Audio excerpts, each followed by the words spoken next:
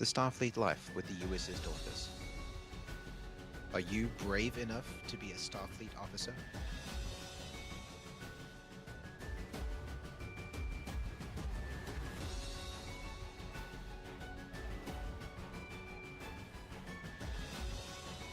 Do you have what it takes?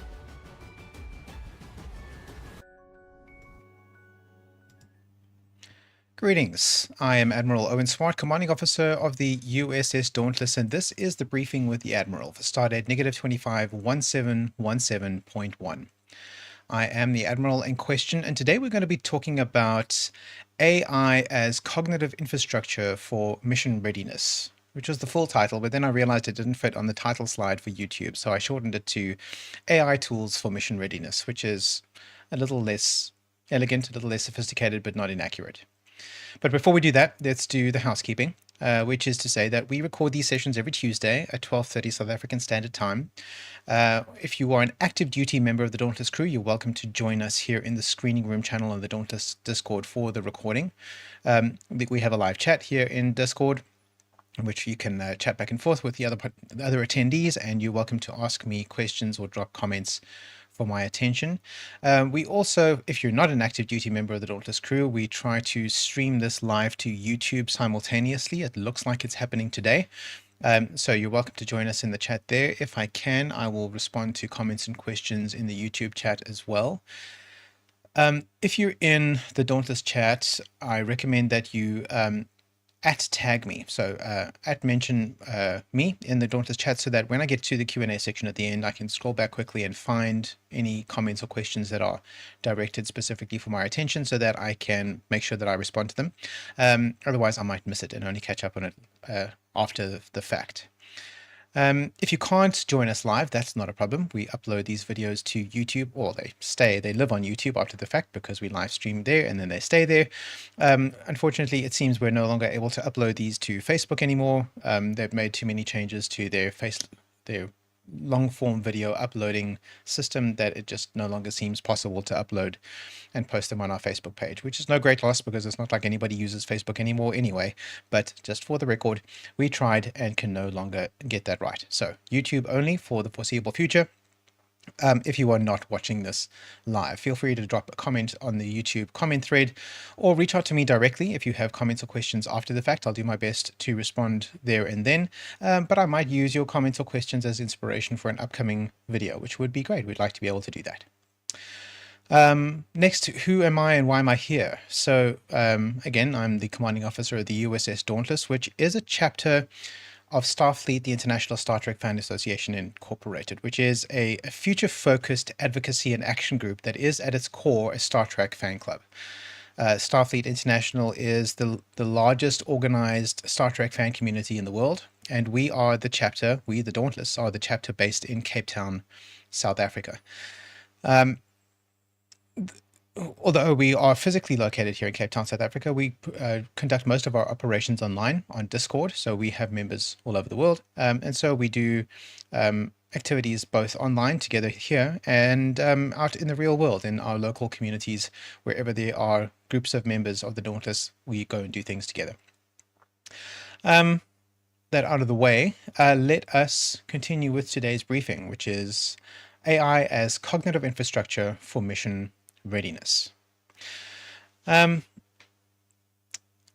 So first of all, let's set the opening frame. So why are we doing this? Why are we talking about this today?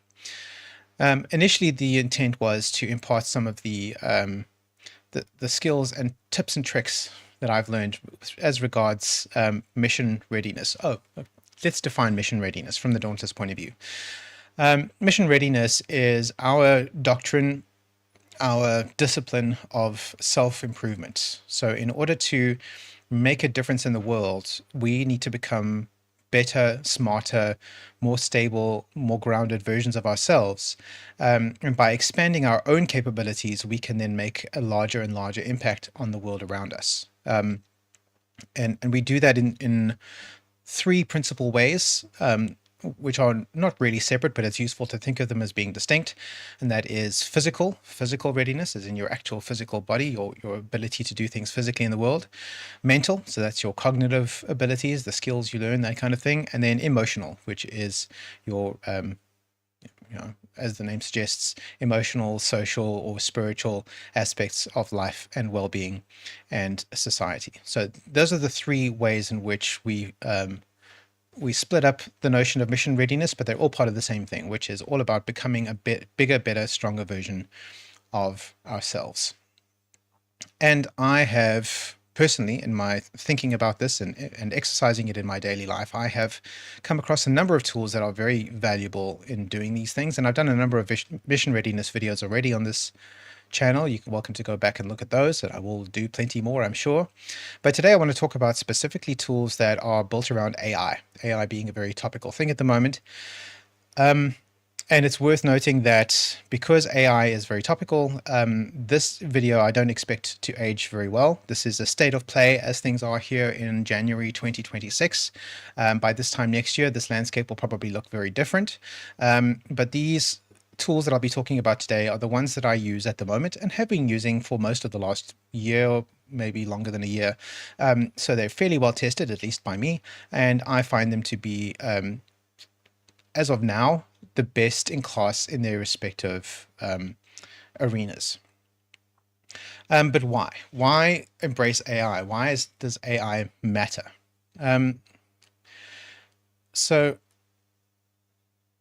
I want to be clear that I'm not here to engage in tool evangelism. All right. So we're not here to recommend or promote or preach the values of one tool over another.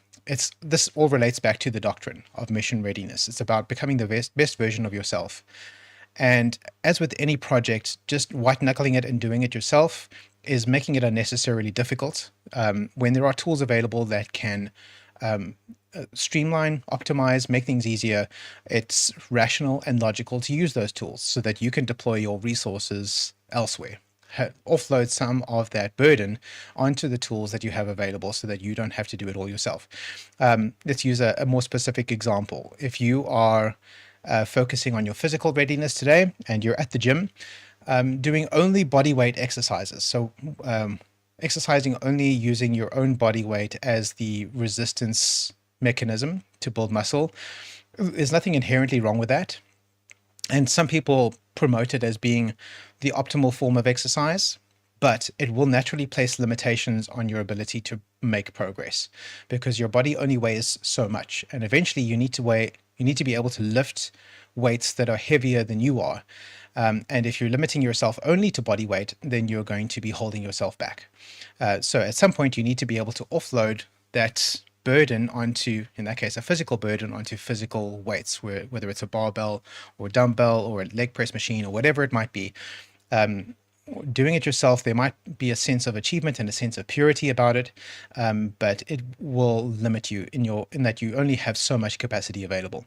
And that same principle applies to every aspect of mission readiness. If there are tools available to make your journey and your mission and your enterprise to make yourself a better version of yourself easier, more streamlined, then use those tools. There's nothing wrong with that. Those tools are there for a reason. Let's use them. So today we're going to be talking about a specific category of tools, and that is AI. So we're not talking about gadgets. We're talking about emerging cognitive automation and how that affects mission readiness. But before we get into the nuts and bolts of it, I want to talk about sort of the philosophical underpinnings of why AI, why I think this is something that we as a Star Trek organized group specifically should be paying attention to. So one of the reasons, or arguably the reason that Starfleet exists and the USS Dauntless exists, is that we look to the Star Trek franchise, film and television franchise, and we see depicted in there Gene Roddenberry's dream of an optimistic future in which things like crime, poverty, disease, war have been all but eliminated. It's Gene's dream of a world better than our own, but in our own future. So this isn't some fantasy galaxy far, far away. This is here in our own world, in our own future, as he anticipates it could become. And the key thing about, well, one of the key things about the Star Trek optimistic future, this utopian vision that Gene Roddenberry had, is that although those problems of humanity have been largely eradicated, that's not because the people got better, right? The people in Gene Roddenberry's future aren't somehow superior to the people today. What got better was their access to resources. Their ability to do things in the world improved essentially because of science and technology. They were able to improve their science and technology in specific ways to such an extent that their economy could change entirely. They moved from what we live in today, which is largely a scarcity-based economy, in which our economic model, people refer to it as capitalism. I don't like that term because it has derisive roots, but it is the common term these days, so I'll use it. Capitalism is all about managing the distribution of resources from a position of low access to resources to a position of high access to resources, and distributing those resources as equitably as possible. Now, of course, inequality still exists under capitalism. There will always be pockets where people don't have as much as they want, and there will be pockets where people have more than they need. But generally speaking, the thing that makes capitalism work is it allows for people to generate excess resources and then trade the excess that they've generated with other people in exchange for other resources that they need, essentially.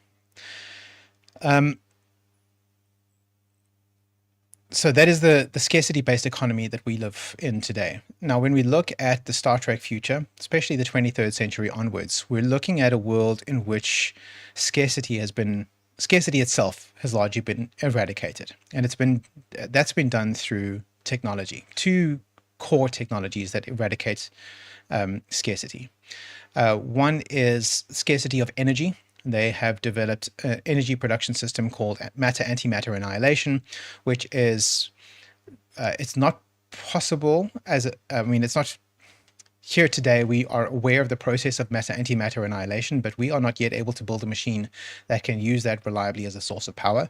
In order to create antimatter, it costs more energy for us to make the antimatter now than it would for us than we would be able to extract from that reaction, if you see what I'm saying. So although scientists today can create antimatter annihilation, we can't yet use it to create net power.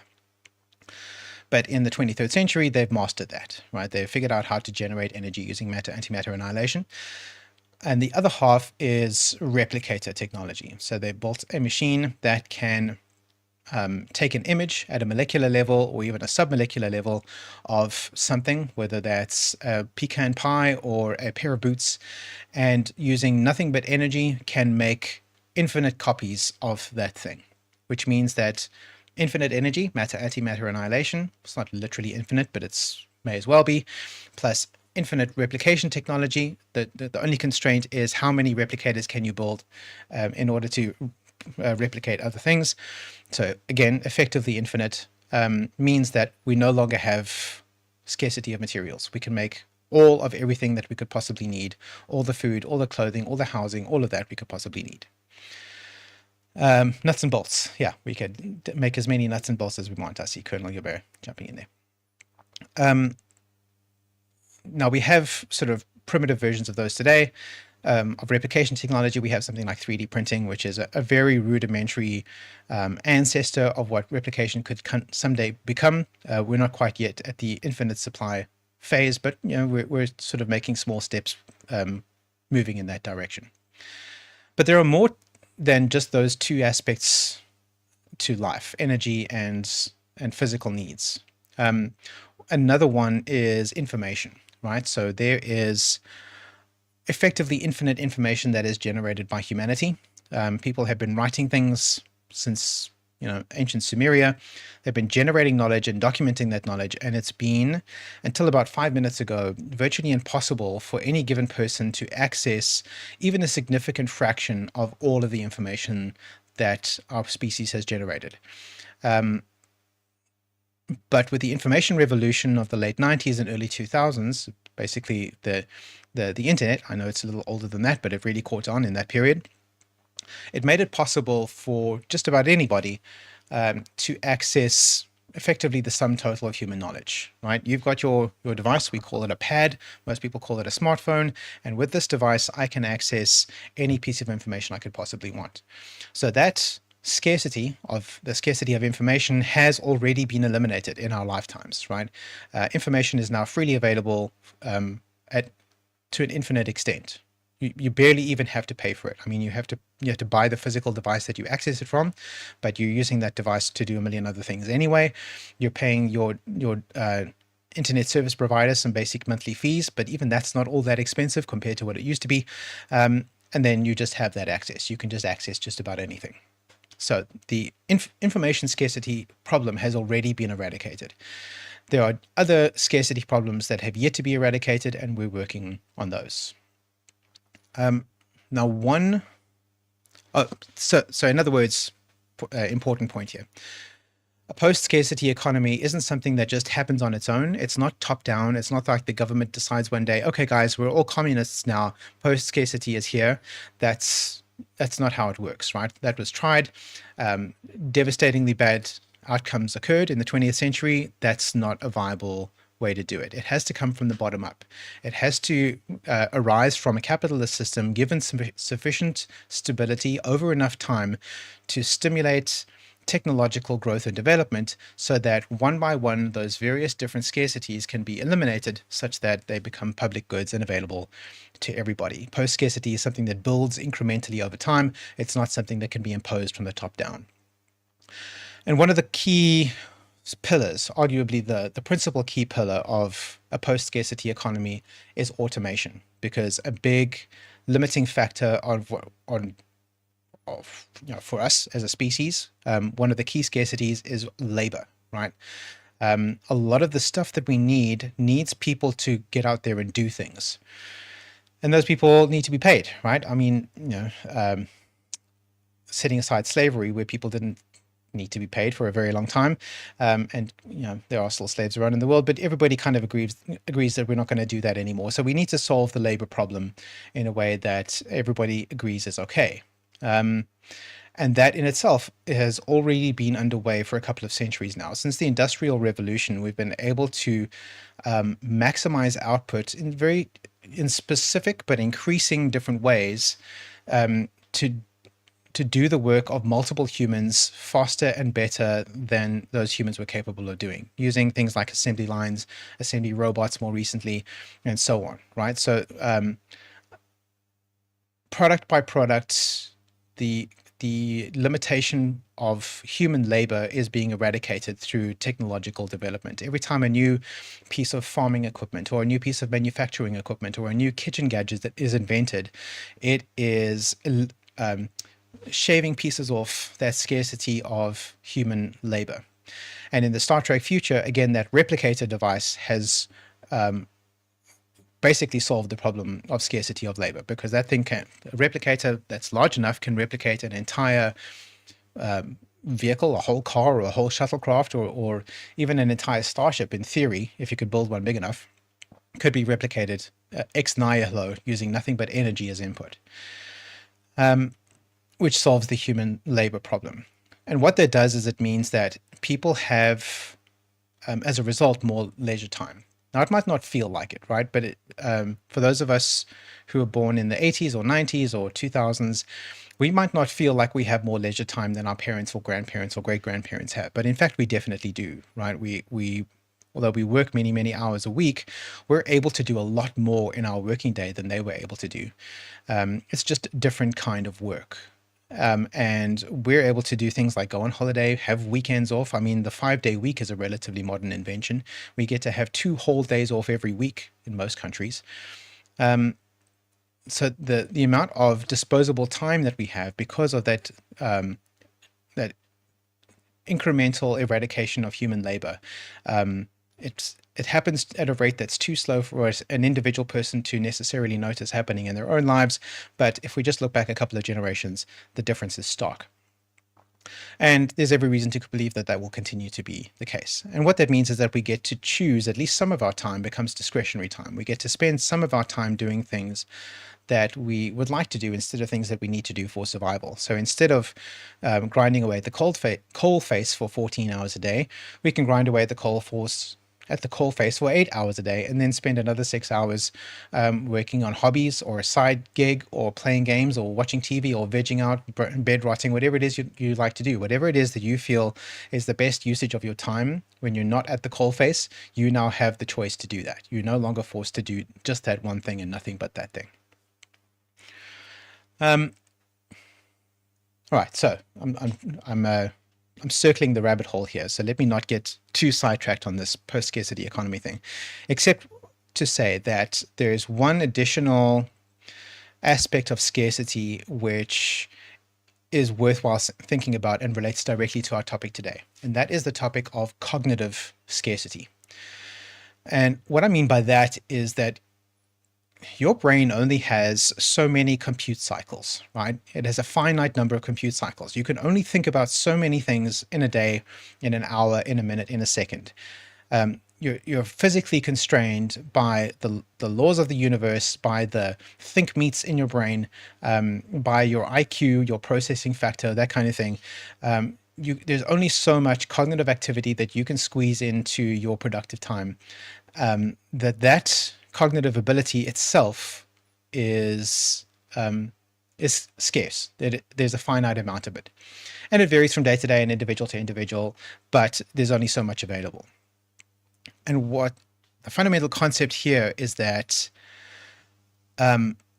those finite cognitive resources, attention, bandwidth, and focus, can run out. If you push them too hard, you start to experience things like overload, which is driven by volume, just the sheer amount of stuff that you have to think about. It's not necessarily driven by difficulty, right? The more difficult a thing is to think about doesn't necessarily use more or less of your cognitive resources. Just having a lot of stuff to think about will drain you. It literally physically drains your chemical and biological resources. And then what that leads to is negative outcomes, right? There are consequences to having that cognitive scarcity. For example, when you become cognitively drained, you will resort to reactive decision making, which means that instead of evaluating all of the possible outcomes of a decision and making the most rational choice that is suitable for whoever is available, you start to make decisions based on snap judgments and emotional responses, which is rarely optimal, right? I think we can all agree that that's not typically the right way to make important decisions, especially with those decisions have nothing to do with emotional outcomes or emotional consequences. And as a result of that, you end up with things like emotional spillover. So that's when unprocessed emotion, so some of your cognitive faculties need to be devoted to processing the emotions that you're experiencing every day, right? You're always encountering new experiences, and you're gonna feel some type of way about this or that thing occurring. Sometimes it's good things, sometimes it's bad things, but all of that emotion needs to be processed, and you need cognitive cycles, to be able to process that emotion. And if it doesn't get processed, it kind of sits and it backs up in your emotional buffer, and it spills over into other cognitive processes. And when that happens, that unprocessed emotion leaks into unrelated decisions and interactions. So you get irritated, and that shows up as like a dodgy tone. You're speaking to a coworker with a tone of irritation. And you're not even necessarily irritated with that coworker. You're irritated with that thing that happened yesterday, or that driver that you were behind in traffic this morning. But because you haven't had the cognitive space to process those emotions and file them away accordingly, that those emotions start leaking into your interactions inappropriately. Your stress level accumulates. Things like cortisol starts to accumulate in your bloodstream, and that shows up as avoidance, right? You start going into a low tier fight or flight mode, and you start evading responsibilities because you're just feeling so stressed. You feel like you can't accommodate any more responsibility. You just don't have enough cycles left available. Uncertainty, which is from that indecisiveness that comes from being stressed out, it shows up as defensiveness. You have to start you feel defensive about not being able to make your decision. And then the fatigue that you inevitably experience will manifest as things like impatience, right? You're tired, you don't have the patience to wait for this to happen, so then you get snappy with the people around you. And it degrades your long-term thinking, right? So it's the predictable outcome of persistent cognitive overload. So when your cognitive cycles are constantly deployed and you don't have sufficient downtime, you don't have the capacity to think about what really matters because you're doing cognitive grunt work, the symptoms are they can be subtle, but they are definitely corrosive. So you're talking about things like your planning becomes reactive rather than strategic. So again, that's that reactivity. So it's not just responses, it's also your planning. You start doing long-term planning based on vibes instead of on data, which is not the most optimal way of doing that.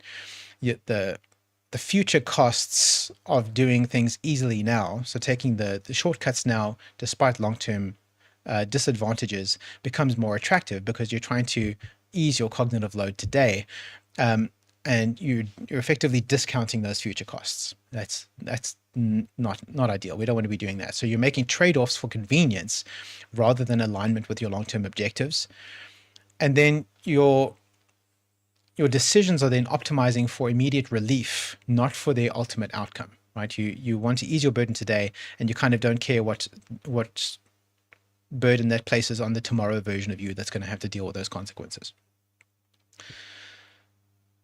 So what's really great about artificial intelligence, AI, is that it also has cognitive capacity, and we can use it in the same way that we might use a barbell for lifting weights. We can use AI to offload some of that cognitive load, to outsource it to another system and have it do some of that cognitive work for us. It's effectively cognitive automation, right? So you are able to offload some of your modes of thinking, especially the repetitive grunt work kind of thinking, when it talks about things like logistics or coming up with examples or iterative thinking that takes a lot of time and takes a lot of cycles, but isn't particularly involved in creative thinking or making judgments or making decisions. That kind of thinking that does require cognitive cycles to take place, you can offload that onto another brain so that you can free up your cognitive cycles to do the stuff that's important, to optimize your own processes.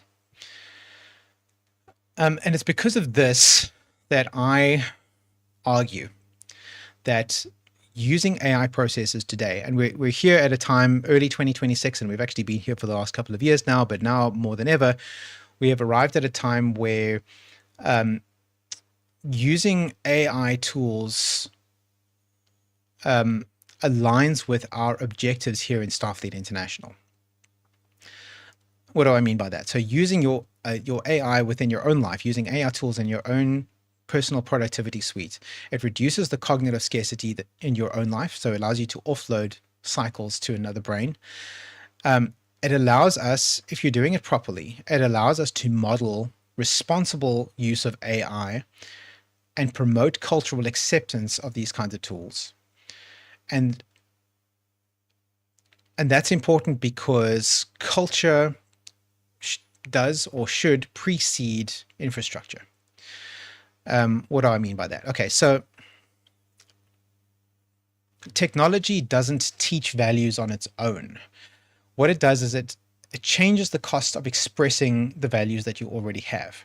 So in a scarcity-based system, something like generosity carries trade-offs. So you want to be able to give things to people, and wanting to give and being able to give are not the same thing, right? So you might feel generous, but you don't have anything to give somebody. But wanting to give and then being able to give, now you have stuff to give and you give it. Those are not the same, right? The feeling of generosity is not the same as actually being able to give somebody. Now, in Star Trek's post-scarcity world, the technologies don't create virtue. So again, the people in the 24th century are not superior people, right? Kirk, Spock, McCoy, Picard, Riker, all of them, they're not better than us, right? Because they live in this post-utopian society. What has happened in their lives is that the constraints that held them back or hold us back from behaving as virtuously as we might wish to, a lot of those restraints have been removed from them. So they can behave in a way that's more virtuous than we can because they can afford it, right? They have access to more resources than we could ever have. In the same way that we are unrestrained from acting virtuously in a way that our great-great-grandparents couldn't, right? We live like kings, better than kings by 19th century standards. No king in the 19th century lived like an average middle-class South African does in 2026. And the same will likely be true of the 23rd and 24th century. They will live like the richest people that we can imagine today, times 10, times 100, and that'll just be regular people in the 24th century because of the resources that they have access to. And that unlocks and unconstrains that virtuosity, that virtuous behavior, because they have the resources to back up those feelings of generosity. So when production and distribution are effectively unconstrained, when you're able to produce and distribute infinite quantities of stuff, generosity stops being heroic, it stops being a special thing, and it starts to become normal. That's just what everybody is, because now you can afford to be generous in that to that extent. Today it has to be Bill Gates who donates all the vaccines to all the countries in Africa, right? But in the 24th century, anybody could do that, because anybody has a replicator. You can replicate 1 million doses of vaccine and just give it to somebody. The infrastructure doesn't replace the ethics. It doesn't create the ethics. It lowers the friction that's required to act ethically. And the history shows us what happens when new infrastructure arrives without cultural adaptation. So some of us who've been in the working world long enough will have seen this firsthand. So organizations that started to digitize their paperwork, especially in the early 2000s, but then they kept the same bureaucratic bottlenecks in place, which then just fostered inefficiency instead of making better decisions. Those of you who maybe are a little younger can see this in effect even today. The next time you visit the Department of Home Affairs or the licensing department to renew your license, although their documents are digitized, right, all of their documents are stored electronically, you still have to fill out a paper form because they don't have the systems that allow you to do that directly and electronically. There's no website that you can go to fill in your form and submit it. That doesn't exist. It all has to be done on paper first and then scanned into the computer. Those organizations haven't updated their policies to adapt to the new level of technology. Their infrastructure exists, but the values haven't kept pace. Automation that was introduced into workplaces that measured commitment by hours worked, right? So you're paid by the hour, even though you now have automation that allows you to be 10x more productive than you used to be. So now you only have to work 2 hours a day to produce the same amount of work that you used to take you 8 hours a day to produce. So now you either have the choice of you work 2 hours a day and then go home and then only bill for 2 hours, or you have to spend 6 hours a day pretending to be busy because there just isn't enough work to occupy a full 8-hour day. Another example, still very salient, communication tools. They removed distance, right? The physical distance. You no longer have to be in the same room with somebody to have a meaningful conversation with them. But it eliminated, no, it didn't eliminate, but it didn't catch up. It didn't introduce etiquette norms around managing focus and exercising restraint when it comes to communicating with employees, right? So back in the day when we were all working in the same physical office all the time, you kind of knew that developer over at that desk, when he had his headset on, that meant that he was deep into his code and shouldn't be disturbed until lunchtime, right? That meant that he was focus working. But if I can't see that guy's sitting at his desk with his headset on, I might think, oh, well, he's just at his computer. I can see on Microsoft Teams that he's got a green dot next to his name. That means that he's available for a call. I'll just call him. And that disrupts his focus. It disrupts his productivity and makes him frustrated, and then it creates bad things. It's not because the tools are bad. It's because the organization hasn't developed the necessary culture around how to use those tools in a way that's not disruptive. So they're benefiting from the increased efficiency that comes with having those tools in place to begin with, but they're holding back their potential by not fully embracing the culture around it, or at least thinking through what that culture should be, what those new rules and norms should become. Okay, sorry, I've got an orange terrorist that is disrupting my ability to work here. He doesn't respect the norms of this organization. So when it's used deliberately, AI doesn't inherently drag us towards some abstract techno-dystopian future. What it does, or techno-utopian future for that matter, what it does is it helped us to practice future-aligned behavior now, right? So we can start thinking and working as if we are living in that world at scales that we can actually sustain. So we don't have a fully unrestrained, see what I mean? This is terrible. No respect for my focus work. Where was I? All right. So it allows us to start to think about what AI automation can do in our world now, so that we can form those cultural values here and now, especially in our own lives, especially in our own personal productivity suites. This just keeps happening. He's fighting the authority. And then we can start to anticipate and develop norms that can carry us into that future. So we're not building the future's technology, not yet, not now. We're building the future's habits. By developing habits around these tools today, we can help to establish those norms about how to use those tools responsibly. Okay, all right, one last try. Here he is. By the way, this is Hubert. He is one of my new non-humanoid companions. I think he might just be looking for my lap. If he's going to behave himself and be good on my lap, then that's fine. But if he's going to climb all over my tool console like he was earlier, then that's not acceptable. All right. Where were we? All right, so I want to do a critical clarification before we move on about the tools that we're going to be talking about today.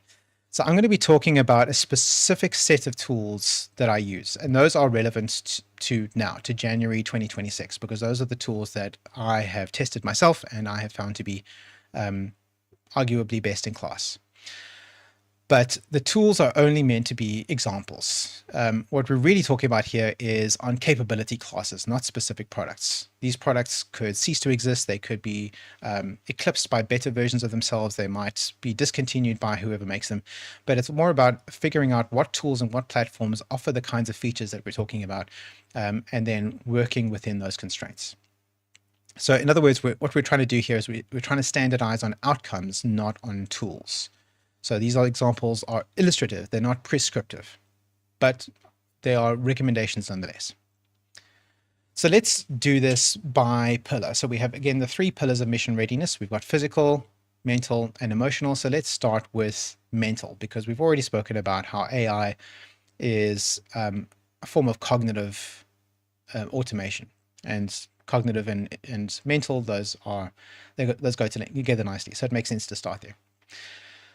What using AI allows us to do is it allows us to reclaim mental bandwidth for important tasks like judgment and leadership. And why those tasks specifically is because those are the kinds of things that AI systems that are available to us today are not very good at. Not yet. That might change in future. But as of now, they're not very good at that kind of thing. That's the kind of thing that is that we need human cognition for, judgment and leadership specifically. Other forms of cognition, AI is pretty good at doing. So what do I mean by that? Before we look into that, let's distinguish 2 different aspects of what cognitive work is made up of. So the first aspect is cognitive labor. So this is the effort involved in thinking tasks. And what I mean by that is things like searching for information that you already know exists. So you know that there's information and you just have to go and find it. That's cognitive labor. It's recalling details, remembering stuff, like dates or decisions that were made at the last meeting, that kind of thing. That's cognitive labor. It's things like presenting material in a way that somebody else can process it easily. So like formatting documents or restructuring notes for readability. It's writing a first draft of a document. That's cognitive labor. It's taking a long document and summarizing it. That's definitely cognitive labor. Translating between systems. So you've got Excel on this side and you've got Google Sheets on that side, and you need to make the 2 talk to each other. That's not a good example. They can actually talk to each other. You've got a Word document on this side and PowerPoint on that side, and you have to make them talk to each other. You have to translate from the one format to another. Or different formats or different audiences. That's definitely cognitive labor.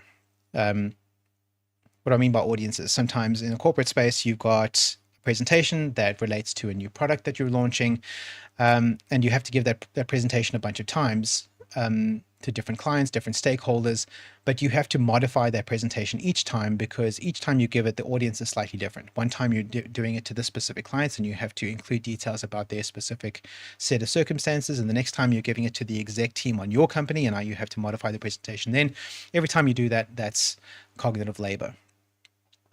On the other side, you've got cognitive value. So this is the benefit that's produced by thinking tasks. So this is when we interpret information rather than retrieving it. So once the information is available to us, what meaning can we extract from that? That's cognitive benefit. We can weigh trade-offs, right? So we've got the pros and cons list, and we can figure out whether or not it's worth it to make the risk, or take the risk and make the new thing. To make ethical or strategic judgments, we can decide whether or not we should be doing a thing. And again, deciding. You'll notice there's lots of deciding in this section, right? Decide what matters and what doesn't. So you're figuring out what are the variables that are important at all and which ones are not important. Allows us to connect ideas across different contexts. Sorry, I'm still being disturbed by this orange boy, and now the other one is wailing from across the room. He's looking for his brother. I don't know if you can hear that. Go look for your brother. See, here he is. Okay. All right, good luck with that. So connecting ideas across contexts. So you've got one idea that can be interpreted differently in different contexts, and figuring out how to make that work. Or taking responsibility for a conclusion. So you've processed this information, you've thought about it, you've taken your decision, and now owning that decision and following it through to its natural consequences. So cognitive labor is the work of moving information around, and cognitive value is the work of deciding what to do with the information that you have. AI is very good at cognitive labor. That's kind of what it's all about at the moment here in, again, January 2026, that AI is great at that kind of stuff. AI is not so good at cognitive value. That's still something that we need a human brain for, at least for the time being.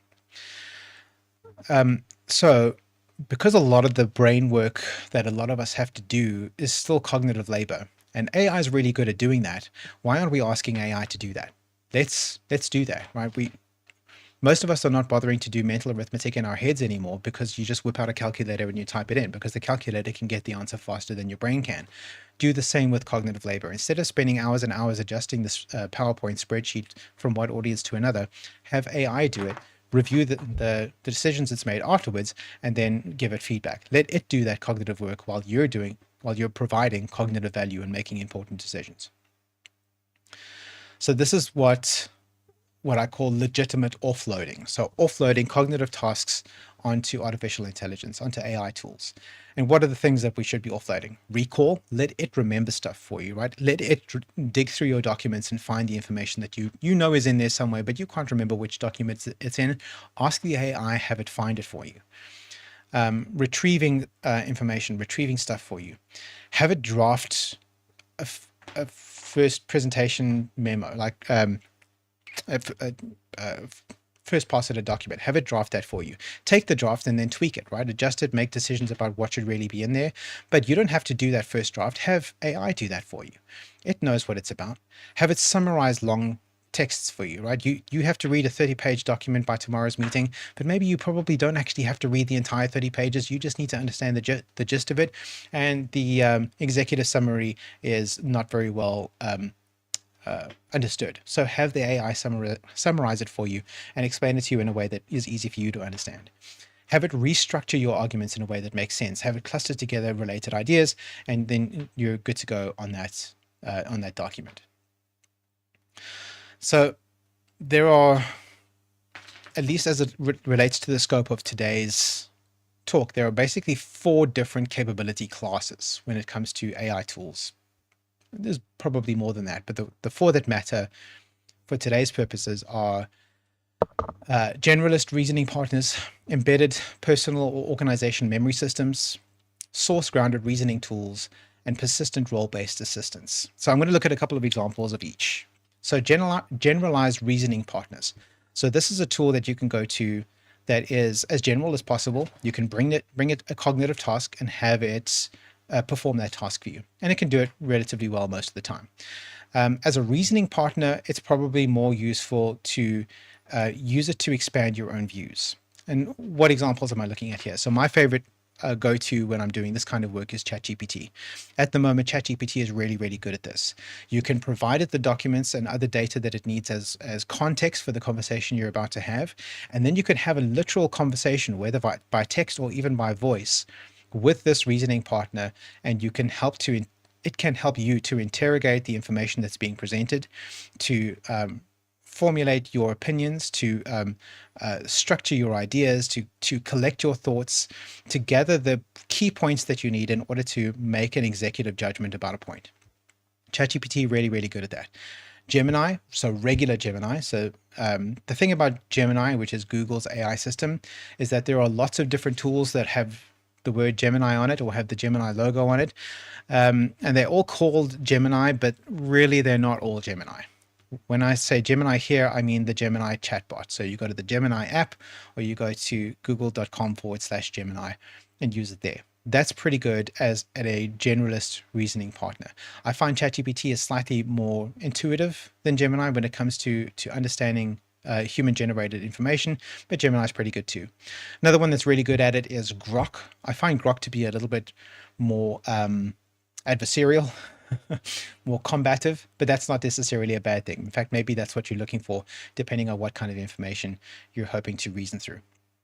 So if you're grappling with a difficult decision or understanding or breaking down a difficult piece of information, going to a generalized reasoning partner is a great place to start, right? You give it the background information, the context that you're working with, and then you have a conversation with it to have it help you understand what it is that's going on and help you to develop and formulate your intellectual response, whatever that might be. Second category, let me have a sip of my beverage. Second category is embedded personal or organizational memory systems. So these are AI systems that have access to your history.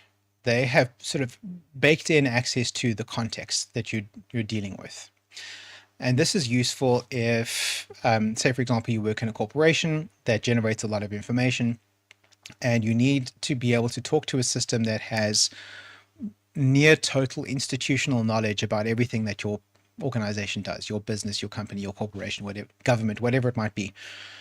A tool like that is very useful. So it lives within the environment where all of that stuff is stored. Gemini is a good example of that because it lives within your Google workspace. It has access to things like your Gmail, your Google Drive, all the files in there, your calendar, your task list, all that kind of stuff. If you're like me, I mean, I've been using that stuff for decades at this point. So there's a really deep history of my personal work that Gemini has access to. Now, as of today, Gemini's access to all that content is sporadic and not as reliable as I would like, but at least in theory, it exists. And if I ask Gemini to go back and find some information about something that I did in 2015, it's usually pretty good at figuring out what I'm looking for. Not perfect, but pretty good. As opposed to going and finding that information myself, which is terrible. So it's better than me at doing that stuff.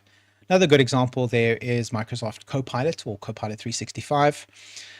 Copilot is Microsoft's reskinned version of ChatGPT. So it's ChatGPT underneath with Copilot sitting on top. And within an enterprise environment, if you are in a large company or even a small company that runs Microsoft systems, so things like SharePoint, Microsoft Teams, a proper implementation, Copilot has access to all of that information and can search through that organizational context to find the stuff that you need and to have conversations about stuff that's specifically relevant to you. So although it is still a large language model, which means that it's been trained on the sum of human knowledge, so it has knowledge about everything, it understands that it's operating within a context of that environment and it's going to look there first before it broadens its scope and then starts looking outside of the organization in order to help you understand those concepts. So two good examples: embedded personal or organizational memory systems. Their job is to remember stuff for you and help you to process it. Next category is source-grounded reasoning tools. Now, in this category, there's really only one good tool available, and that is Notebook LM. So, okay, I'm not showing examples on the screen, by the way. I do typically show screen examples for these kinds of things, but because these tools are evolving so rapidly, there's really no point. If you're coming back to this video in 6 months' time, it's all going to be different anyway. So I encourage you to go and find these tools, look them up, and play around with them, because they change from day to day. So Notebook LM is really the only source-grounded reasoning tool that's of any it's it's not only the class leader, it's kind of the only game in town. What Notebook LM is also a tool provided by Google. It has Gemini AI guts in it, but it creates an environment where you can create a thing called what they call a notebook. So in this notebook, you can attach sources, and those sources can be your documents that live in your Google Drive. They can be YouTube videos. You can upload text, post images. I think it's up to 50 different sources per notebook, and it can be an expert on those sources. Now, it does a couple of really cool things, like it can create a podcast based on your sources. That's cool, but it's flashy and handy sometimes, but that's not where Notebook LM is especially useful. Where it's really, really useful is it becomes a contextual expert on that little bubble of knowledge, and it's so comprehensive. It's so good at finding the information that you need. An example of how I use Notebook LM is Cheetah Outreach. As you know, I volunteer there, and I'm involved in documenting the protocols, the safety protocols for what's done there, and helping to produce training materials and that kind of thing. And I built myself a Notebook LM notebook that has access to all of our protocol documents, our safety training manuals, all of it, right? It's all in there. If I have a question about safety protocols at Cheetah Outreach, I just ask Notebook LM, and it will not only find the answer in all the documents, it'll cross-reference all the documents where that occurrence is mentioned, even bring up things that may or may not be directly related, and will provide me an answer that is as comprehensive and annotated and cited back to the original sources. It's amazing, really, really useful. And if you're pointing the Notebook LM to files that are in your Google Drive, you can, of course, update those files in Google Drive, and Notebook LM will be looking at the latest version of those documents. It takes a snapshot, but you can force a manual sync, or it'll do an automated sync from time to time. Really, really cool. It can do, like I said, it can do the podcasting. It can create videos and slideshows and tables, all very useful. But the fact that you have this AI expert in the specific narrow field of stuff is unparalleled. Tools that do something similar. Claude is fairly good at doing this. It doesn't have as structured a tool as Notebook LM, but the standalone AI bot Claude is pretty good at remembering documents that you've given, and it can access that kind of stuff in a way. It's nowhere near as good, but it can do some of those features. It doesn't have the cool podcast stuff that Notebook LM does, but it's not bad. ChatGPT has a feature called Projects. Also nowhere near as good as Notebook LM, but it kind of does something similar. It's basically a way that you can group your ChatGPT conversations into folders, and you can allocate documents to those folders so that when you start a new conversation in that folder, it knows to reference those documents as context. Nowhere near as good as Notebook LM, not optimized, but it does something similar. And then the fourth category is persistent role-based assistance. So these are tools that allow you to pre-construct an instanced AI system that is pre-configured and optimized for a particular function. Best in class here is Gemini Gems. So again, you go to the Gemini desktop web app, you go to the gems section, and it allows you to create these things called gems, right? And what they are is little pre-built versions of Gemini that are customized for a particular context. You can think of these as mini Notebook LMs in a way, because you can attach documents to them. In fact, you can even attach an entire Notebook LM notebook to a Gemini gem as a reference, so it can be an expert on that thing. You can pre-prompt your gem with instructions, so you can tell it in advance, if you have a specific repetitive task that you have to do every day, I want you to access these data sources and then produce these outcomes, and then we'll have a conversation about it. You can prompt it on what are the priming commands you wanted to have access to. So you want it to be a particular expert in a particular field, so it can prime itself with that knowledge. It can behave in a certain way. It can respond to you in a specific way. So instead of giving those instructions manually at the start of every new conversation that you start with it, it's pre-built in. So if you're going back to the same thing over and over again and you want to do the same task every day or every week or whatever, you can have this gem waiting for you instead of having to start a new conversation from scratch and then explain your requirements each time. So Gemini Gems, really good at that. Perplexity, I've seen has something similar. Again, not as good as Gemini Gems, but it has some kind of semi-persistent role-based assistant that I haven't played with personally, but I hear that it does that. ChatGPT projects, which is again is the basically the folder structure for your ChatGPT conversations, can do something like that. You can pre-prime it in the documents that you upload to a project with some instructions. It won't always pay attention to those instructions without you specifically telling it to, but in theory you can do that. Doesn't work as well as Gemini Gems. So persistent role-based assistants, Gemini Gems. And if you think that it's like you don't need any kind of programming knowledge or be an AI expert to use this or any of them really, it's just about asking it what to do. And in fact, in the Gemini Gems construction screen, you just describe in plain English what it is that you want the gem to do. And there's even a button where you can have Gemini rewrite your instructions in a way that's clearer and more structured if you want. Right, you can just leave the instructions as you want, or you can have it reinterpret your instructions and you can adjust it for accuracy. So those are the 4 categories of tools that I recommend using as a cognitive aid, specifically when it comes to the mental aspect of mission readiness. These are ways of offloading some of your cognitive processing to a system that can do that grunt work thinking for you.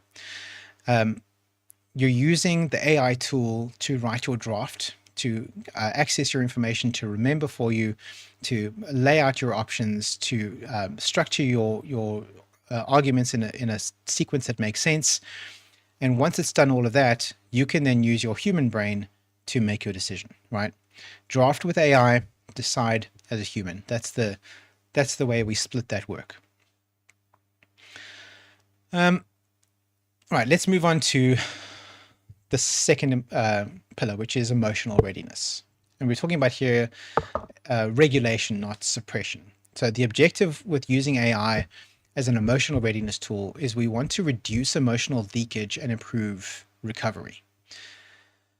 In this context, I want to define emotional readiness as the smallest amount of latency between stimulus and response, right? So emotion or unresolved emotion basically slows down your response to new stimuli by adding extra factors, chaotic factors into the decision-making process. So all that unresolved emotion sits and clogs up your cognitive faculties and slows you down. By helping to process and resolve those emotional aspects that are bugging you, bothering you, clogging up your brain, you can then reduce that latency between stimulus and response. And the failure modes when you haven't processed your emotions are things like tone escalation. It's easy to become emotionally, what's the word? You can demonstrate emotion inappropriately for the situation by escalating the tone because you're dealing with unresolved emotion that may or may not actually relate to the situation. It can result in avoidance. You go into a fight or flight. So if you're not fighting, you're not escalating tone, then you're flighting, you're flying, you're running away, hiding away. Or it can get into defensiveness. You feel like you have to defend your position, which is just another version of the fight response. Those are the failure modes that come from unresolved emotional cognitive bandwidth. And you want to be able to free that up. And sure, you can go to a therapist to do that. And maybe that's a better way to do it. But you don't have to choose between a human therapist and an AI assistant that can help you process your emotional stuff, right? You can use both because they don't actually do the same job. So what are legitimate roles for AI in this kind of space? So first role is, I would say, articulation. An AI sparring partner or chatbot or listening person gives you an opportunity to just say what it is that you want to say about the emotions that you're experiencing in the situation, about what happened, how you feel about what happened, that kind of thing. It allows you to just say it. And it can, especially the better ones, it can reflect what you're saying back at you in a way that can help you to find better words, better ways of expressing what it is, find what it is really about the situation that's bugging you. You might feel generally stressed about an interaction that occurred with a colleague, for example, and maybe you can't put your finger on exactly what the moment was that made you stressed.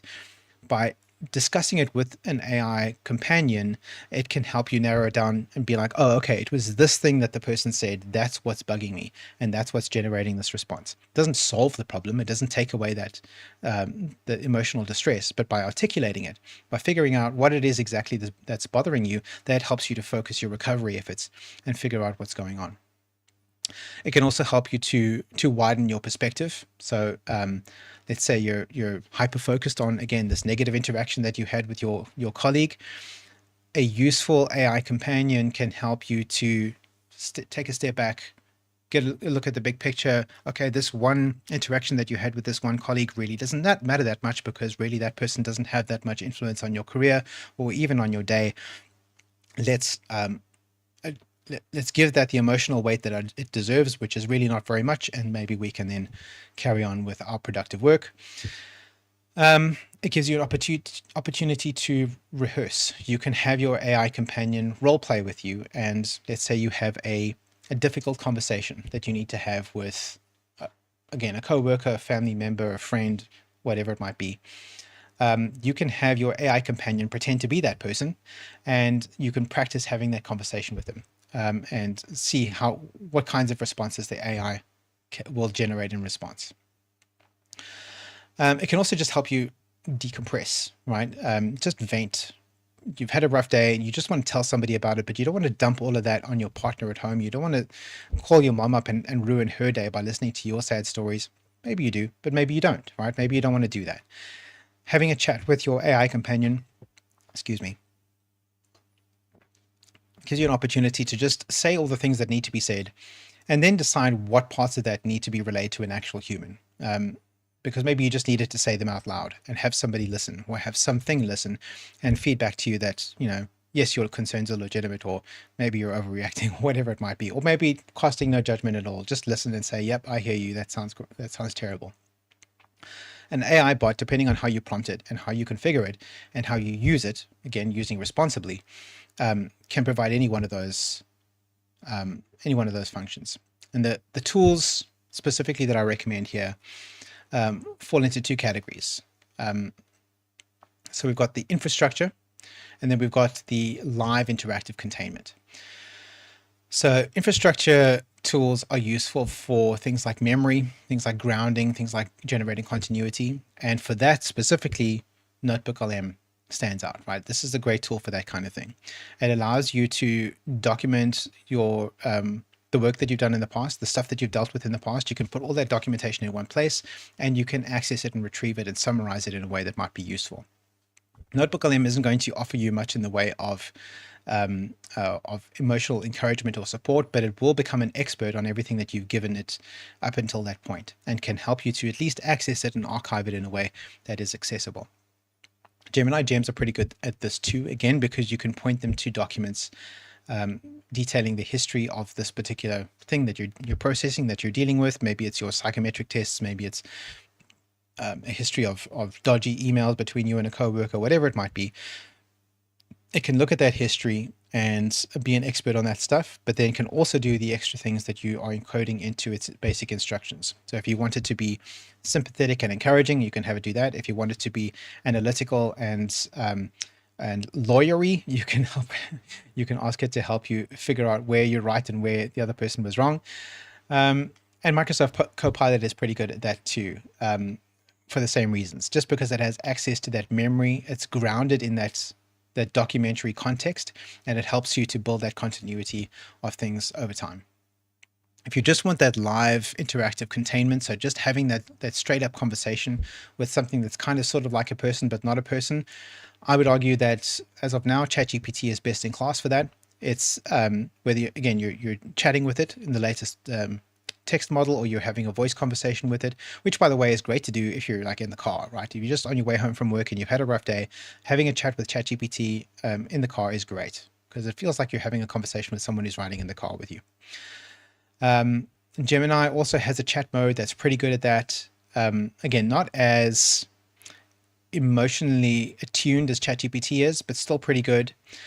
Grok is pretty good too, and has some interesting additions here because it has a bunch of personas that you can choose from in the voice mode. So if you're having a voice conversation with Grok, not only can you choose the voice it's speaking with, but you can actually choose different personalities depending on what kind of conversation you want to have.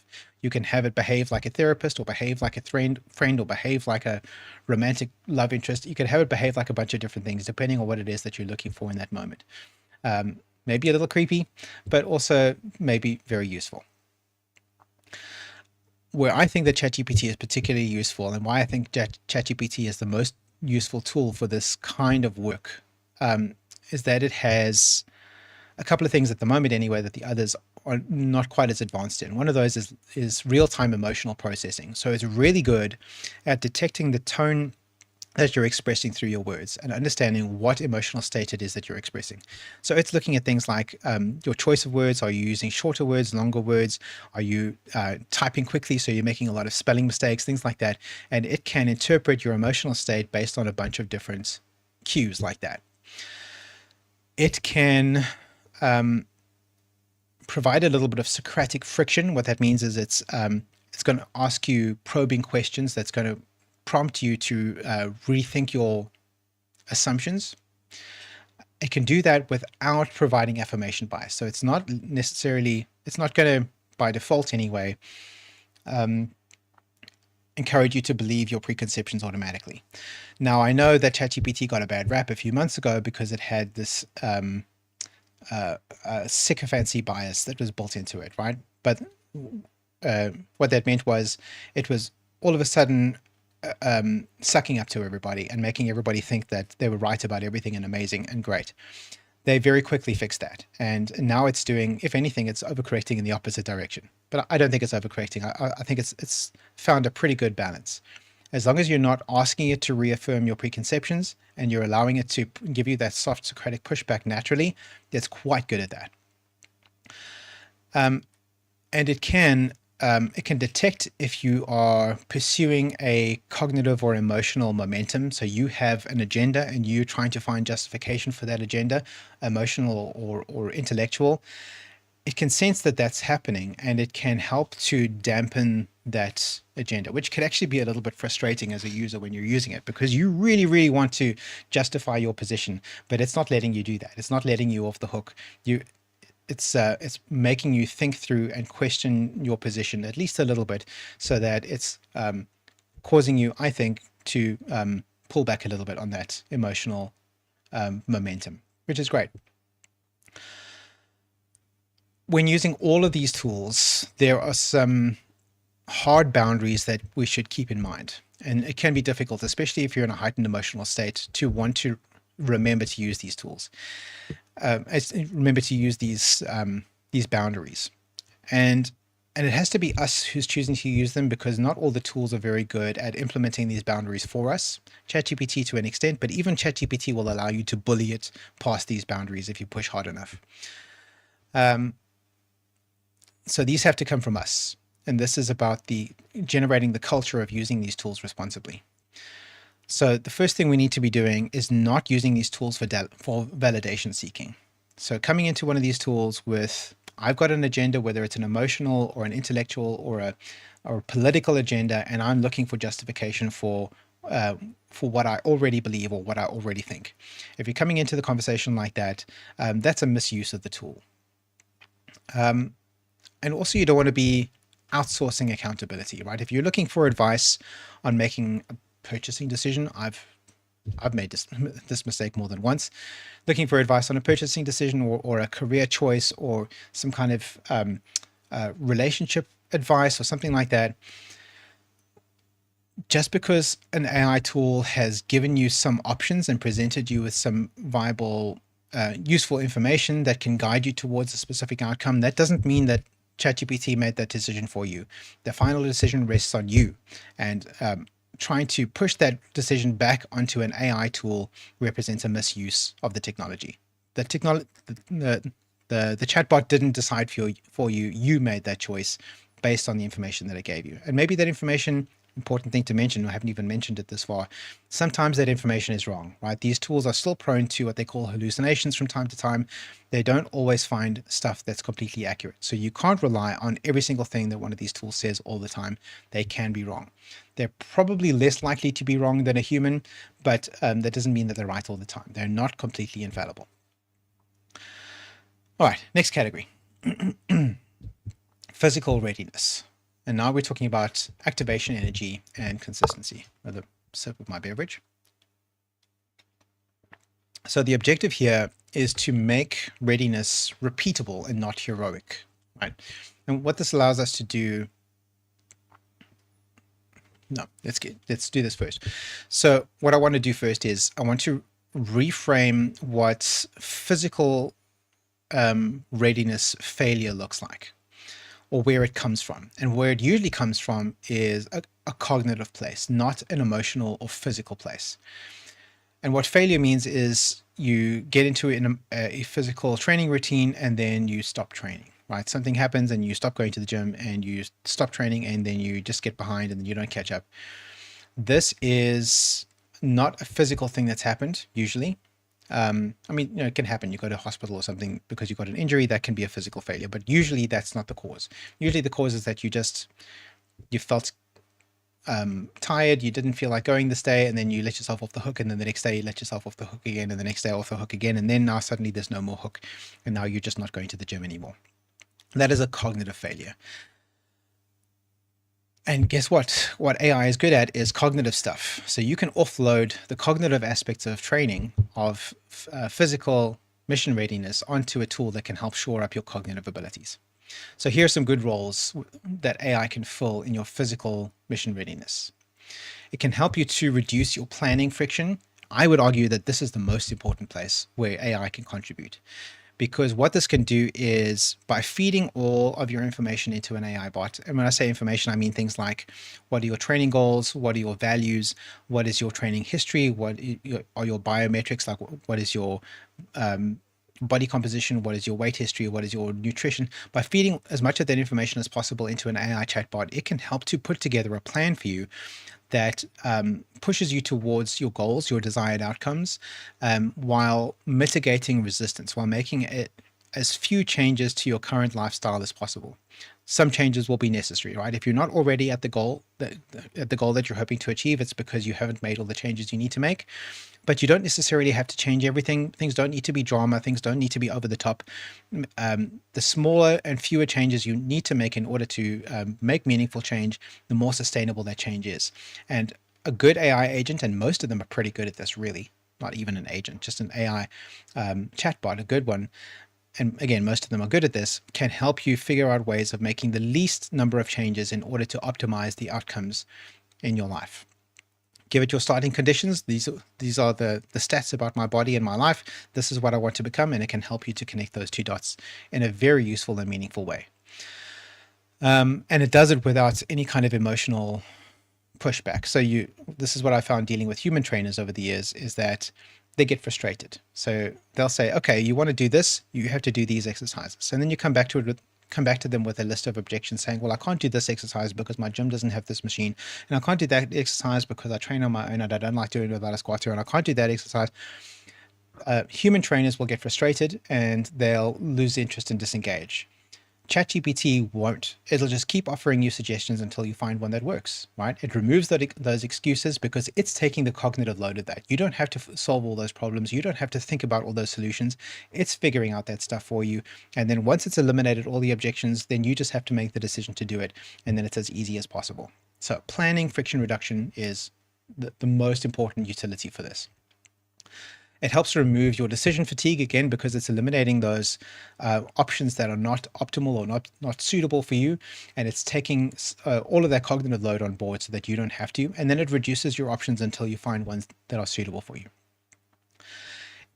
when you feed it your information as you go, so your weight readings, your nutritional inputs, that kind of thing, if you're doing that, say weekly, you're giving it your logs from MyFitnessPal, it can analyze those trends and it can see whether or not what you're doing is working. So let's say you are on a bulk cycle, so you're eating at a kilojoule surplus, and you're trying to do progressive overload at as steep a curve as possible, and you feed it your workout data and your nutritional data. It can see, okay, look, I can see that you have increased your kilojoules, but you haven't increased your protein enough. You need to pay extra attention to that. Or I can see that you're lifting heavy, but we're not seeing the right results there. Something else needs to change here. Let's look at this and this and this. You don't have to be an expert in nutrition. You don't have to be an expert in sports science. It can be the expert for you, and it can draw your attention to the areas that require your attention so that you can make informed decisions about those parts of your life. And it can help you to stabilize your adherence. It can help you to think more about your program as a long-term objective with data points week to week, as opposed to something that you have to do tomorrow. It's going to the gym tomorrow, it doesn't help. Going to the gym every day forever, that's the way you need to be thinking about it. It's just a thing that happens. And if it can recontextualize your training routine as just a part of your life, which it's quite good at doing as well, then that is going to help you adhere to that training program. Worth it emphasizing here that consistency when it comes to physical training, consistency is the most important thing. It's way more important than intensity. It's way more important that you go to the gym regularly than that you're pushing super hard each time. You're going to be pushing hard some days and not pushing so hard other days, but as long as you're there and you're pushing, that's what makes the difference over time, right?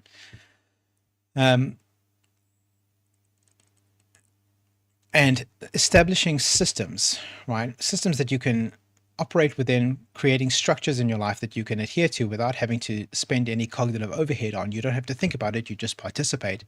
That is better than motivation, right? So it's going to the gym is just part of your life. It's just a thing that you do. Trying to psych yourself up to going to the gym every morning, that's not sustainable. That's taking up cognitive resources that need to be spent elsewhere. And some mornings you're just not going to have that cognitive bandwidth available. If you're relying on motivation to get to the gym, you're going to fail eventually.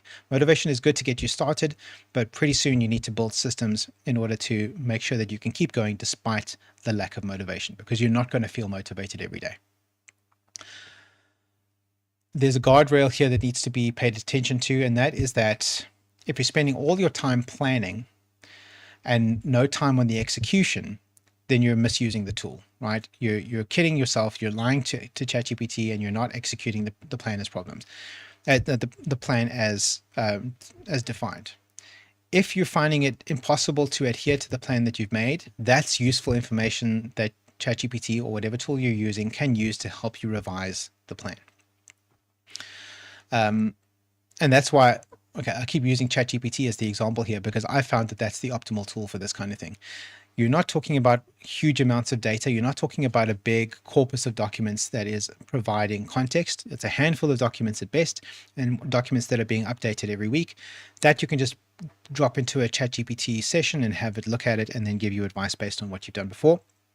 Very, very good for that.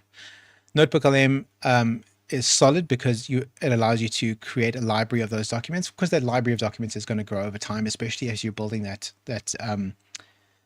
history of data that you're storing up over time.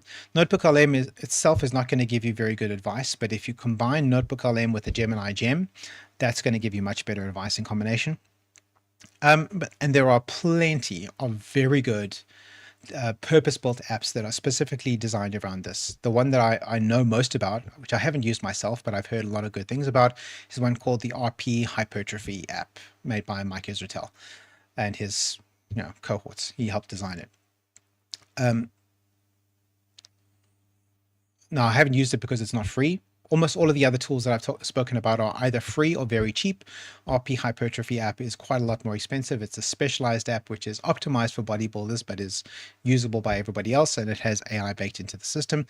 But really, you don't need something specialized like that unless you're really pushing to be an elite athlete. ChatGPT on its own is perfectly fine. Something a little more complex like NotebookLM combined with the Gemini Gem, that's going to get you there, right? RP Hypertrophy is only if you're looking to exceed the capabilities of those more generic tools. So let's talk about the unifying pattern across all these three pillars, right? So AI's real contribution when it comes to mission readiness as a whole across all of these pillars is that it helps to reduce your activation energy. You don't have to use your cognitive resources to get yourself psyched up. You can offload that onto ChatGPT, right? Onto your AI tool. It can help lay that intellectual groundwork for you so that you're only doing the important stuff. It helps to increase your consistency. It helps you to keep stuff going because it's taking a lot of that intellectual grunt work off you so that you can focus on what's important and you have more emotional and cognitive capacity available. But it still preserves accountability because you're the one who's making the important choices. It's doing the grunt work. It's laying out the information for you. It's sorting stuff, but it's still you that's taking all the information that your AI companion has assisted you in gathering, and you're making the decision based on that. So the formula there is that reduced friction leads to increased consistency, which leads to mission readiness.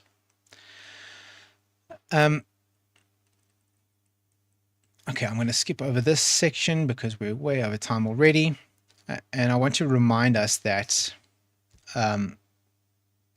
mission readiness, and specifically AI as a tool within mission readiness, is a Starfleet issue. It's not a technology issue, because Starfleet exists, at least as my interpretation of our mandate, which is to bring about that optimistic future of the world. Part of what that involves is in modeling better use of technology for leading us towards that optimistic future. So that means embracing this technology as early as we can, using it in a way that is both practical and ethical and brings us closer to that optimistic future. It's about ethical preparation. It's about establishing the ethics now for how we use that technology in the future. But it's also about efficiency optimization. It's about making ourselves the best possible version of ourselves by bringing this technology on board. AI adoption specifically is about reducing avoidable scarcity, so the avoidable cognitive scarcity in this case, and by enabling better governance both of ourselves and of others. So, closing thought. The Federation, of course, being the epitome of that future utopian society that Gene Roddenberry envisioned. Federation isn't built by waiting for perfect tools to arrive. It's built by people who adopt enabling systems early. As those tools arrive, we bring them on board and we learn how to use them wisely. Okay, let's see if we have any questions. I'm seeing a couple.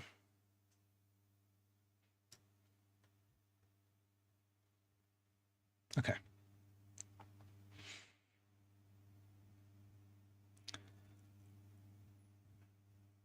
All right, first one from Colonel Hubert. Related to cognitive load, I've started using a new meal tracking app with AI built in that can give you meal plans and tips on reaching your goals, which is nice for me who doesn't want to think too hard about why a meal might be bad. Fantastic. That's a great tool. The meal tracking app I have doesn't have an AI tool in it, so I use MyFitnessPal. I export my MyFitnessPal logs and I give them to ChatGPT, and then it can make observations and recommendations on that basis. I don't like the meal planning or recipe aspect of that because I like to choose what I eat, but I do like being given sort of broad recommendations. Steer clear of this kind of thing, have more of that kind of thing. I enjoy that kind of feedback. That's useful for me. But I'm glad that you found a tool that can do that dynamically. Some of the best tools, I think Gemini could do this built in, is if you open your fridge door, take a photograph of what's in there, it can look at the ingredients in your fridge and recommend a recipe based on what's in there. And you can give it feedback on, well, actually, I was hoping for something a bit more high protein, or I'm going to need something that's fewer kilojoules than that kind of thing. Really, really cool. All right. Next, also from Colonel Hubert, just to clarify, AI is not a replacement for a professional should someone need it, and also not good for medical diagnostics. Venting makes sense, but any advice it has should be taken with a grain of salt. Yes, and I think most of these tools now are pretty good at pointing that out. As soon as you raise any kind of mental health or sort of general health topic in a conversation, it'll be quick to say, listen, I'm not a real doctor, I'm not a real psychologist, I can maybe help point you in the right direction, but I'm no substitute for a professional. So a good place to vent, a good place to help to sharpen your ideas, but it's no substitute for actual medical intervention. That's a whole separate thing. But maybe it's enough, right? Maybe if your problems aren't so serious, it's enough to go through an AI tool, and that's sufficient to get you there. Only if your problems are more serious than that, maybe then you might have to go and see an actual human. For now. Okay, good. That's all that's in the chat. I asked my AI companion to anticipate a couple of questions. I gave it. So my AI companion, by the way, is integral in helping me put these presentations together. Today's presentation started yesterday. I came up with the idea for the briefing, and I had a conversation with ChatGPT initially about what I wanted to talk about. It helped me to formulate all my thoughts, to structure it in a way that made sense. I then feed the briefing outline through Gemini and have it refine the ideas a little bit. And between Gemini and ChatGPT, they will typically put together some questions. So when I refer to my AI yeoman, that's who I'm talking about. I have two AI yeomen, Gemini and ChatGPT. And between the two of them, they came up with the following questions. First one is, doesn't relying on AI risk atrophying our own thinking and judgment? I'm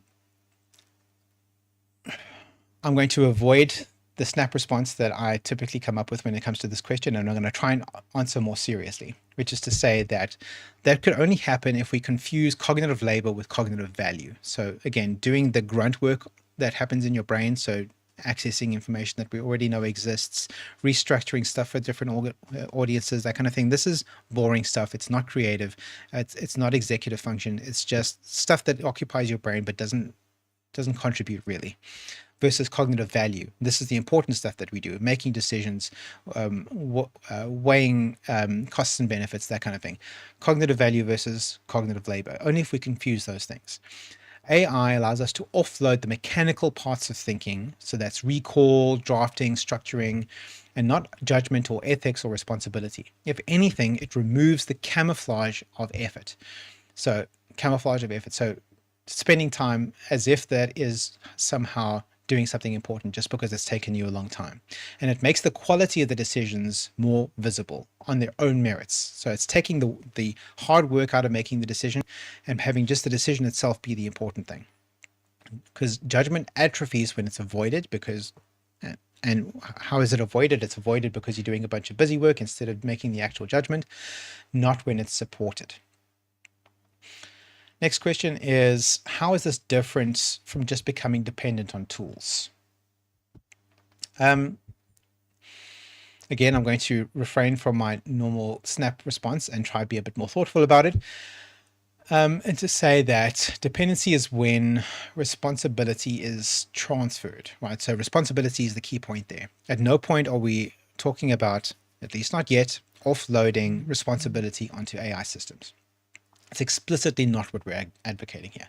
AI is an infrastructure. It's not an authority. Starfleet, and I'm talking about the fictional Starfleet as well as real-world Starfleet, we've always relied on advanced systems. And the fictional computer or the real computer doesn't replace command. It makes command possible under the load. So it's an infrastructure that supports authority and decision-making. It doesn't do the authority and decision-making for you. The moment that AI is making final decisions instead of preparing the information for them, it's being misused. Again, for now, right? Now, came up a couple of weeks ago in our Star Trek scholarship channel was the episode A Measure of a Man, in which Data, who is effectively an AI, is being evaluated for whether or not he constitutes a person. But we need to remember that Data is a category of AI that doesn't yet currently exist, right? There are no AI systems presently around that can be confused for a person in any meaningful sense. In a specific context, maybe, but not in a broader sense. We don't yet have an AI system that can meaningfully emulate or replace human cognition. Doesn't mean it never will happen, but as of now, it hasn't yet happened. So for now, decisions, authority, command, that's human. Organizing information, that's AI. Third question, aren't we just feeding huge amounts of personal information into AI systems? How do we know where that data goes or how it's used? So It's not a crazy question. But fact is, we actually already asked and answered this question a generation ago, right? 20 years ago, we, and I mean we as in the community of people who are both developing technology and using technology, thought about and decided to accept the risks of living a life in which our information exists in an online space. And that's what this is, right? This is our information existing in an online space. What AI is allowing us to do is utilize that information in new and more useful ways. But that information is already out there. It's already in the cloud, right? Your Google Drive documents have been in the cloud for 20 years ago now. In fact, it was March 2006 that Google Docs was launched, if I'm not mistaken. So 20 years that we have, as individual users and as corporate enterprises, have been quite comfortable with the idea with our information, our documents being out there in the cloud, being theoretically accessible to everybody, although in practice, not really accessible to anybody, sometimes not even to ourselves. AI is just providing a different way of interacting with that information that's already there. So pretending that it's somehow a new, different thing is, I think it's a mistake. These claims that I've heard people making that they were able to extract other people's data by making prompts into AI tools like Copilot or ChatGPT, my understanding is that those are sketchy at best and a long time ago, and no longer representative, if they ever were, of the actual user experience. In fact, I will gladly pay a bounty of 100 Rand to anybody who's able to access my private information through online systems. I've lived an online life for most of my adult existence. All of my stuff is out there. And if you can, through your AI bot on your side, if you can access my private Google Calendar, I will give you 100 Rand. There you go. Good luck. While it's theoretically possible, it's probably very, very difficult. We're talking infinite monkeys with infinite typewriters difficult. It's probably easier to grab a crowbar and break into somebody's office and snatch a printed out copy of their day planner off their desk than it is to access their private stuff from the cloud. Again, probably not impossible, but very, very difficult and probably not worth the effort. So this is not introducing necessarily an extra layer of risk. That information is already out there. It's just a different way of using the stuff that's already out there. Okay, all right. Okay, still lots of chatter, but no more questions. So I think we can call it there. So I'm going to leave you with this thought. Mission readiness isn't about effort. It's about capacity. If you're burning your capacity on friction, you're avoiding the work that really counts. Choose tools that strip away excuses and force better decisions. Thank you. That is all for today. You are dismissed. Swart out. The Starfleet life with the USS Dauntless. Are you brave enough to be a Starfleet officer?